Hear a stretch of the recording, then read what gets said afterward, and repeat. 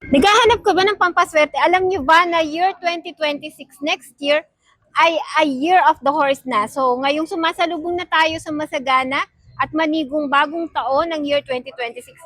Dapat naglalagay na rin tayo nito sa bahay ng ating double horse, double the money. Citrine na siya, na ang citrine ay tinatawag na merchant stone. So, kung ikaw ay nasa business or nasa sales, eto na yung makakapag-manifest natin, makakatulong na mag-increase ng sales natin or mas lalong lumaki yung negosyo natin. And of course, meron na siya sa gitna na wealth path. Ayan yung wealth path niya. Meron na rin siyang Lucky Chinese Emperor coin, money magnet, money catcher, and limpak-limpak at siksik-liglig umaapaw na wealth activator. So, ibig sabihin nun, is pag nilagay mo to sa negosyo mo or kaya sa bahay mo, sa sentro ng bahay mo, is siksik-liglig umaapaw yung blessing na ima-manifest natin ngayong papasok na year 2026.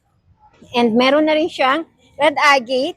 Yung red agate niya is kontra malas, anti-bad karma, protection na rin sa mga naiinggit sa atin.